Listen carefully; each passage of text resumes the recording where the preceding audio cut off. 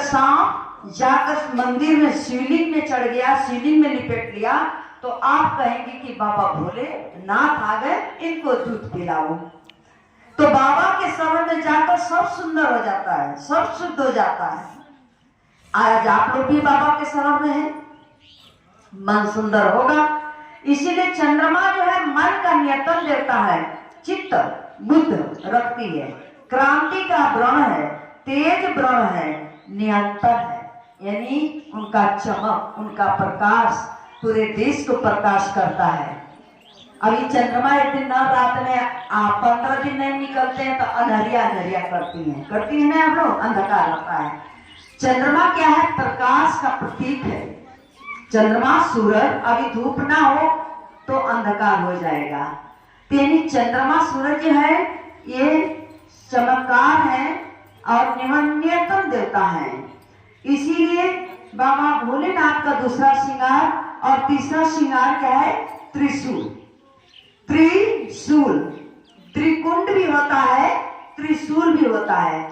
आप बताइए कि ये त्रिशूल, 3 आंख, बाबा भोलेनाथ के 3 आंख है कि नहीं? आप लोग का क्या आंख है?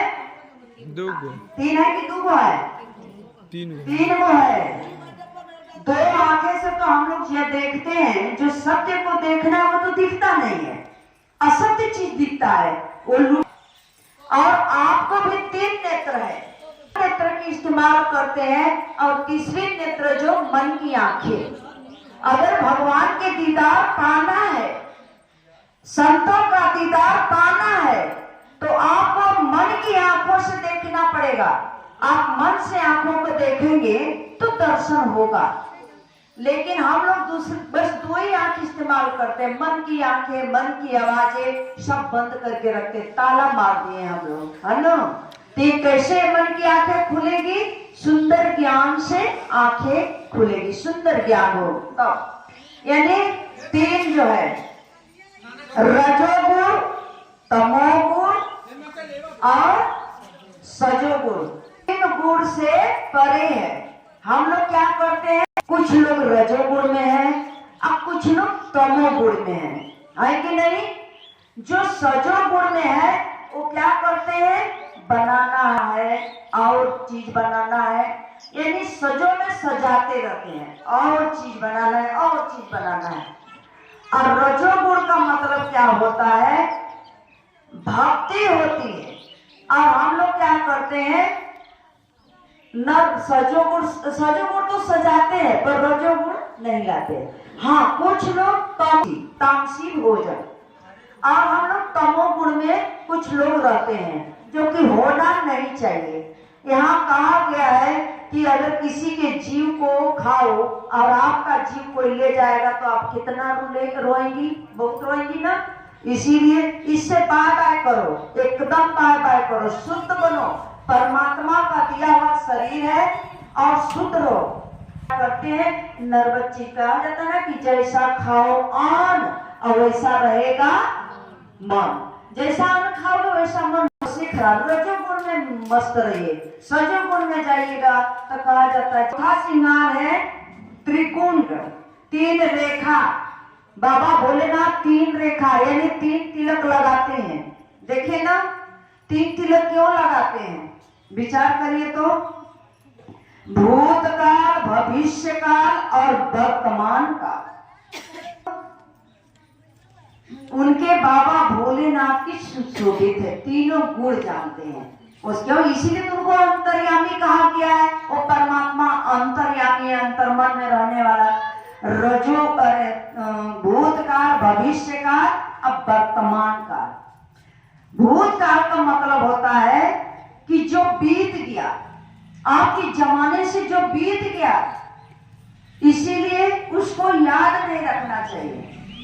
अब भविष्य काल का मतलब होता है, कितना लोग कहते हैं ना, बिचारी के भाग्य में यही चीज है, बिचारी के भाग्य में यही चीज लिखा है।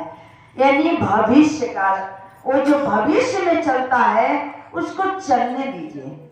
वर्तमान काल यानी आने वाला है, अभी आया नहीं है, वो क्या होगा उसको कोई नहीं जाना है, यानी वर्तमान काल।